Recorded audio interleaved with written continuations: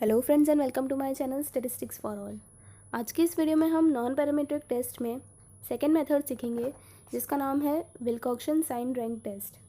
इससे पहले हमने फर्स्ट मेथड सीखी थी साइन टेस्ट। ओके, आज इस वीडियो में हम Wilcoxon sign rank test complete कर लेंगे। तो चलिए इसका हम पहले स्टेप्स देख लेते हैं कि इसके सम्स को हमें सॉल्व कैसे करना है। तो यहाँ पर भी सबसे पहला स्टेप हमारा क्या रहेगा, नल हाइपोथेसिस डिफाइन करना। सो नल हाइपोथेसिस यहाँ पे हम हमारी कॉमन स्टैंडर्ड हाइपोथेसिस है M1 is equal to M2। Sign test में भी जो मैंने आपको पेयर सैंपल वाला जो मेथड सिखाया था ना, उसमें और ये विल्कॉक्सन टेस्ट में दोनों में जो कुछ स्टेप सेम है, स्टार्टिंग के थोड़े बहुत स्टेप सेम है दोनों में। ठीक है, हाइपोथेसिस भी दोनों की जो कॉमन हाइपोथेसिस है वो भी सेम है दोनों की। ठीक है, M1 is equal to M2 वहाँ पे भी हम यही लेते थे, यहाँ पे भी हमें यही लेना है। ओके, ये कॉमन हाइपोथेसिस है। अगर आपको क्वेश्चन में से ना समझ आए तो आप ये लिख सकते हो, वरना आप अकॉर्डिंग टू क्वेश्चन भी लिख सकते हो। ओके, और इसके ऑपोजिट हमारी ऑल्टरनेटिव हाइपोथेसिस क्या हो जाएगी, M1 is not equal to M2। Okay, या फिर क्वेश्चन में अगर ग्रेटर देन या लेसर देन वर्ड्स यूज़ किए गए हैं दोनों सैंपल के बीच में, तो हम M1 is greater than M2 या फिर M1 is smaller than M2 ये भी लिख सकते हैं। ये अकॉर्डिंग टू क्वेश्चन ही लिखना है। ठीक है, और सेकेंड स्टेप हमारा यहाँ पे क्या रहेगा, फिर हमें यहाँ पे भी डिफरेंस फाइंड करना है जैसा हम साइन टेस्ट में करते थे। लेकिन वहाँ पर हम सिर्फ डिफरेंस फाइंड करके सिर्फ साइन लिखते थे। वहाँ पे पॉजिटिव डिफरेंस आ रहा था तो नेगेटिव डिफरेंस आ रहा था तो नेगेटिव साइन लिखते थे। लेकिन यहाँ पर सिर्फ साइन लिखने से काम नहीं चलेगा, जो एक्चुअल डिफरेंस की वैल्यू आ रही है ना वही लिखनी पड़ेगी। फॉर्मूला वही है डिफरेंस की, x माइनस वाई करेंगे यानी कि दोनों सैंपल को आपस में माइनस कर देंगे, या फिर y माइनस एक्स भी कर सकते हैं। तो ये फार्मूला कैसे सिलेक्ट करना है आपको, ये सपोज़ करो क्वेश्चन में एक ओल्ड थिंग की एक ओल्ड सैंपल दिया हुआ है x और एक न्यू सैंपल दिया हुआ है y। तो फिर बोला है क्वेश्चन में कि न्यू वाला सैंपल बेटर है ओल्ड से। तो हमें क्या करना है, न्यू माइनस ओल्ड करेंगे हम डिफरेंस के लिए, यानी कि y माइनस एक्स करेंगे उस केस में, वरना आपकी formula x minus why he रहेगी। ओके, फिर डिफरेंस आने के बाद थर्ड स्टेप में आपको ये हमारे जो भी डिफरेंस की कॉलम आएगी ना, इसे आपको रैंक्स अलॉट करना है असेंडिंग ऑर्डर में। जो सबसे छोटा डिफरेंस रहेगा उसे हम फर्स्ट रैंक देंगे, और जो सबसे बड़ा डिफरेंस रहेगा ऐसे करके हम लास्ट में उसको रैंक, सबसे बड़ा रैंक उसको देंगे। यानी कि give the ranks to this differences in ascending order by ignoring their signs, and if there is a tie give them average ranks. और यहाँ पे डिफरेंस को रैंक्स देते समय हमें साइंस इग्नोर करना है। डिफरेंस पॉजिटिव आए या नेगेटिव आए हम साइन पे ध्यान नहीं देंगे, हमें सिर्फ उनको रैंक्स देना है। ये अगर आपको अभी कन्फ्यूजन हो रहा हो, स्टेप नहीं समझ आ रहा हो, तो हम जब सम सॉल्व करेंगे ना तब आपको ये स्टेप क्लियर हो जाएगा। ठीक है, और अगर कोई भी नंबर्स के बीच में कोई भी डिफरेंस 2 या 3 बार रिपीट हो जाता है, अगर उनके बीच में टाई हो जाता है, तब हम उनको एवरेज रैंक्स देंगे। एवरेज रैंक कैसे देना है वो भी मैं आपको सम करवाऊँगी ना, तब समझाऊँगी। ठीक है, अब इसके बाद वाले स्टेप में हमें टी पॉजिटिव की वैल्यू और टी नेगेटिव की वैल्यू फाइंड करनी है। ये कैसे करना है, तो जो हम डिफरेंस की कॉलम फाइंड करेंगे और उसके सामने जो हम उसको रैंक्स अलॉट करेंगे ना, तो जितने भी हमारे पॉजिटिव डिफरेंस आएंगे, तो पॉजिटिव डिफरेंस के सामने जो रैंक्स उनको अलॉट हुए हुए रहेंगे ना, उन रैंक्स का हमें टोटल करना है, वो हमारा टी पॉजिटिव होगा। ओके, और वैसे ही जो भी नेगेटिव डिफरेंस आएंगे तो उनके सामने जो रैंक्स अलॉट होंगे ना, उन रैंक्स का आप टोटल करोगे तो टी नेगेटिव आएगा। अगर कन्फ्यूजन हो रहा हो तो जब सम सॉल्व करेंगे तब ये स्टेप भी क्लियर हो जाएगा। अप्लाई n+1/4, और स्टैंडर्ड डिविएशन भी फाइंड करेंगे। उसकी फॉर्मूला है √n × n+1 × 2n+1/24। ओके, और लास्ट में एक और फार्मूला अप्लाई करनी है, z की वैल्यू फाइंड करेंगे। इसकी फॉर्मूला है t - mean upon standard deviation. t यानी कि क्या लेंगे, ऊपर जो हम t पॉजिटिव और t नेगेटिव फाइंड करेंगे ना, तो उसमें से जो स्मॉलर वैल्यू आएगी उसे हम t कंसिडर करेंगे। ठीक है, तो t - mean upon standard deviation, इससे z की वैल्यू आ जाएगी। और लास्ट में सिर्फ कंक्लूजन देना है कि z आपका h0 एक्सेप्ट हुआ है या फिर नहीं हुआ है। तो उसके लिए हम z की वैल्यू को कंपेयर करेंगे किसके साथ में, z की value should be lesser than और इक्वल टू 1.96। ओके, ये आपको अब याद हो गया होगा, कंडीशन ये हमने बहुत बार यूज़ कर ली है। अगर 1.96 के अलावा आप z की वैल्यू को 2.58 के साथ में भी कर सकते हो, that is z value should be lesser than और इक्वल टू 2.58। ओके, जब क्वेश्चन में लेवल ऑफ सिग्निफिकेंस 5% होता है तब हम 1.96 के साथ में करेंगे, और अगर 1% लेवल ऑफ सिग्निफिकेंस होता है तो 2.58 के साथ में करना है। ठीक है, अगर क्वेश्चन में लेवल ऑफ सिग्निफिकेंस मेंशन ही नहीं किया हो तो आप 5% अज्यूम करना और उस हिसाब से 1.96 के साथ में करना। ठीक है, तो ये हमारे सारे स्टेप्स यहाँ कंप्लीट हो गए हैं। अब हम सम सॉल्व कर सकते हैं। आगे बढ़ने से पहले फ्रेंड्स, अगर आप मेरे चैनल पर नए हैं तो मेरे चैनल को सब्सक्राइब करना ना भूलें, और प्लीज़ इसे अपने ज़्यादा से ज़्यादा फ्रेंड्स के साथ शेयर कीजिए ताकि हमारा चैनल ग्रो हो सके।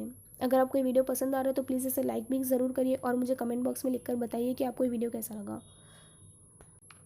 सो now let's see our sum. Generally it is claimed that there is more effect of remembering by visual than that by audio. Use Wilcoxon test to test this hypothesis. तो देखो यहाँ पे हमें दो sample दे दिए हैं, विजुअल एक्स और visual को हम एक्स मान के चल रहे हैं और ऑडियो को हम वाई मान के चल रहे हैं। ठीक है, और सबसे पहला स्टेप हमारा क्या है, नल हाइपोथेसिस डिफाइन करना। सो देखो यहाँ पे क्वेश्चन में एक लाइन दी हुई है that there is more effect of remembering by visual than that by audio. बोला है कि विजुअल से ज़्यादा बेटर याद रहता है ऑडियो के बजाय। तो ये वाली लाइन आप एच नॉट में सेम टू सेम नहीं लिख सकते, क्योंकि एच नॉट में हमें क्या लेना है कि ऑडियो और विजुअल दोनों इक्वल है, हम यही मान के चल सकते हैं। ये वाली जो लाइन है ना, ये आप ऑल्टरनेटिव हाइपोथेसिस में यूज़ कर सकते हो कि visual is better than audio. ठीक है, तो एच नॉट में हम क्या लिखेंगे, that the effect of visual and audio is equal, या फिर नहीं समझ आया तो क्या लिखोगे, M1 is equal to M2, वो भी राइट है। और H1 में हम लिखेंगे that the effect of visual is more than that of audio. Okay, यानी कि M1 is greater than M2। अब इसके बाद में हमें डिफरेंस फाइंड करना है। तो डिफरेंस हम किसका फाइंड करेंगे, देखो हमने H1 में क्या लिखा है, that effect of visual is more than audio. तो यहाँ पे हमें विजुअल माइनस ऑडियो करेंगे हम, यानी कि x माइनस वाई का डिफरेंस फाइंड करेंगे। ठीक है, तो डिफरेंस की कॉलम बनाएंगे। अब पहला क्या है, 20 minus 19, so +1, then 17 minus 16 again 1, 14 minus 15 -1, then 2 and then equal to 16 minus 16 difference 0 आ जाएगा ना, तो आप चाहो तो 0 लिख सकते हो, मैंने यहाँ इक्वल टू लिखा है। Okay, then 4, then -2, 3 and then +1। अब नेक्स्ट स्टेप में हमें रैंक्स अलॉट करना है। ये जो भी डिफरेंसेस की कॉलम हमने बनाई है, तो इन सभी डिफरेंस को हम रैंक्स अलॉट करेंगे असेंडिंग ऑर्डर में। तो हम एक और कॉलम बनाएंगे रैंक्स की। अब देखो डिफरेंस की कॉलम में एक इक्वल टू की साइन आई है ना, तो इससे कोई भी रैंक अलॉट नहीं हो सकता, तो हम इसके सामने भी इक्वल टू ही लिख देंगे। ओके, अब यहाँ पे एक इक्वल टू की साइन आ गई है ना, तो फ्रेंड्स यहाँ पे हमें आप टोटल काउंट करोगे तो हमारी सैम्पल साइज़ कितनी दी हुई है, तो आप टोटल काउंट करो तो 10 पेयर्स दिए हुए हैं हमें विजुअल और ऑडियो के, तो n हमारा यहाँ पे 10 होना चाहिए था, लेकिन क्योंकि एक इक्वल टू की साइन आ गई है उसे हम हमारे n में काउंट नहीं करेंगे, तो उससे हमारे पास एक रिवाइज्ड n की वैल्यू आएगी, यानी कि 10 में से हमें 1 माइनस करना है। जितनी इक्वल टू की साइन आएगी ना उतना आप n में से माइनस करते जाना। ठीक है, तो यहाँ पे एक ही थी तो हम 1 ही माइनस करेंगे, सो 9 आ जाएगा। अब 9 को ही आपको हर जगह पे n लेना है। ठीक है, तो अब हम यहाँ पे रैंक्स अलॉट कर सकते हैं। अब देखो सबसे छोटा नंबर कौन सा है डिफरेंसेस के कॉलम में, तो सबसे छोटा नंबर -2 है। लेकिन फ्रेंड्स मैंने आपको बताया था कि हमें साइंस को इग्नोर करके रैंक्स अलॉट करना है। ओके, तो पॉजिटिव डिफरेंस है या नेगेटिव डिफरेंस है, साइंस को भूल जाओ, सिर्फ नंबर्स पे ध्यान दो। तो अब नंबर्स में सबसे छोटा नंबर कौन सा है, 1 है, और यहाँ पे 1 हमारा 4 बार रिपीट हो रहा है। ओके, तो जो सबसे छोटा नंबर होगा हमें उसी को फर्स्ट रैंक देना है, लेकिन 1 तो यहाँ पे 4 बार रिपीट हो गया, यानी कि 4 रैंक्स के बीच में, पहले 4 रैंक्स के बीच में टाई हो गया है, तो हमें अब एवरेज रैंक देना पड़ेगा। ओके, तो क्या करेंगे, 4 रैंक्स के बीच में टाई हुआ है ना, तो first rank plus second rank plus third rank plus fourth rank divide by 4 करेंगे। 4 बार टाई हुआ है इसीलिए डिवाइड बाई 4 करना है, तो आंसर क्या आएगा 2.5। तो आप सभी 1 के आगे 2.5 लिख दो। ओके, समझ आ रहा है। इसके बाद में 2 सबसे छोटा नंबर है। अब 2 भी 3 बार रिपीट हो रहा है, उसके बीच में भी 3 बार टाई हो रहा है। तो अब इसके बाद हमने 4 रैंक्स अलॉट कर दिए अभी तक, 1 को हमने 4 तक किया था, तो अब 4 के बाद क्या करेंगे, 5 plus 6 plus 7th rank divide by 3। इस बार 3 बार टाई हुआ ना, तो डिवाइड बाई 3 करना है। ठीक है, तो आंसर क्या आएगा 6। तो हम सभी 2 के सामने 6th रैंक अलॉट कर देंगे।